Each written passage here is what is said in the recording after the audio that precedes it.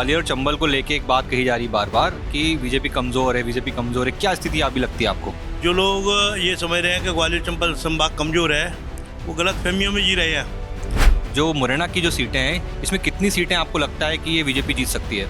ये दिख रहा है कि भारतीय जनता पार्टी 6 की 6 सीटें जीतेगी। तो आप किन मुद्दों को लेके जनता के बीच में जा रहे हैं अभी? भारतीय जनता पार्टी ने जो विकास किया है उसे हम जनता के बीच में बताएंगे। कांग्रेस की जन आक्रोश यात्रा शुरू हो रही है, क्या कहना है इस पे आपका? इनमें खुद में ही इतना आक्रोश है, आपस में एक दूसरे की टांग खिंचाई हो रही है। मैं इस समय मुरैना के कद्दावर नेता और भारतीय जनता पार्टी के कैबिनेट मंत्री चार्ज जिनमें दर्जा प्राप्त है रघुराम खिंसाना जी के साथ बैठा हुआ हूं। उनसे हम जानेंगे मुरैना के और आसपास की जो स्थिति है क्या कहती है। सर बहुत बहुत शुक्रिया हमसे बात करने के लिए। धन्यवाद। सर ये बताइए अभी क्या स्थिति लग रही है? ग्वालियर और चंबल को लेके एक बात कही जा रही बार बार कि बीजेपी कमज़ोर है, बीजेपी कमज़ोर है। क्या स्थिति अभी लगती है आपको? नहीं, ग्वालियर चंबल संभाग में हम पूरी तरह मजबूत है और पूरे मध्य प्रदेश में ही भारतीय जनता पार्टी मजबूती के साथ चुनाव लड़ेगी और चुनाव जीतेंगे। जो लोग ये समझ रहे हैं कि ग्वालियर चंबल संभाग कमज़ोर है, वो गलत फहमियों में जी रहे हैं। तो अभी की स्थिति में बात करें तो जो मुरैना की जो सीटें हैं, इसमें कितनी सीटें आपको लगता है कि ये बीजेपी जीत सकती है? और निश्चित रूप से इस बार ये दिख रहा है कि भारतीय जनता पार्टी 6 की 6 सीटें जीतेगी। अभी भारतीय जनता पार्टी की जो जन आशीर्वाद यात्रा थी वो लगभग ख़त्म होने वाली, पूरी कंप्लीट कर ली है। अब कांग्रेस की जन आक्रोश यात्रा शुरू हो रही है, क्या कहना है इस पे आपका?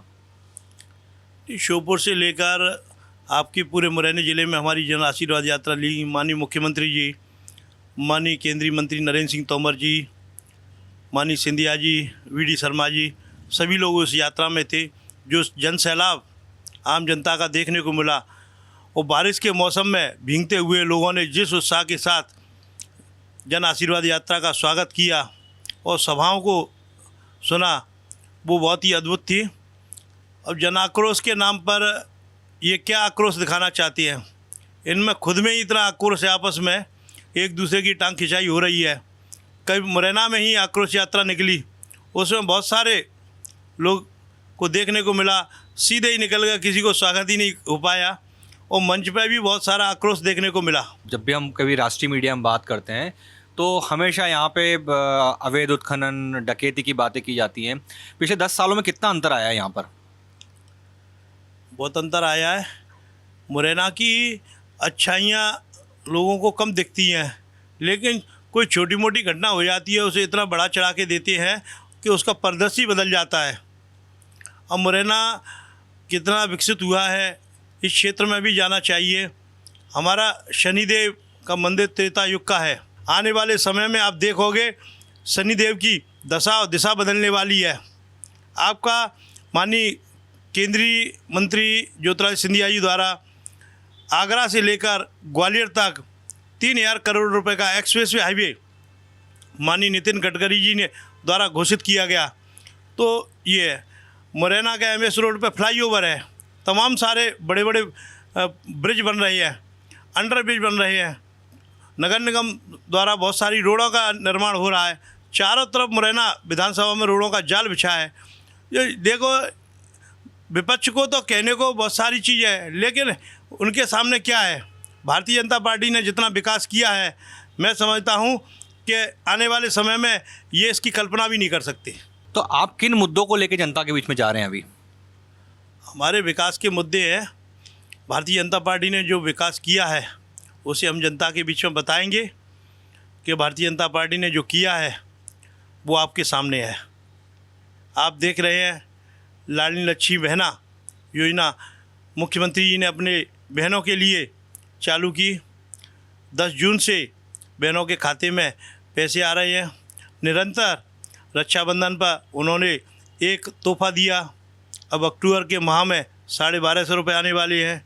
लाडली लक्ष्मी योजना के तहत जन्म से लेकर शादी तक 1,18,000 रुपये बहनों के खाते में।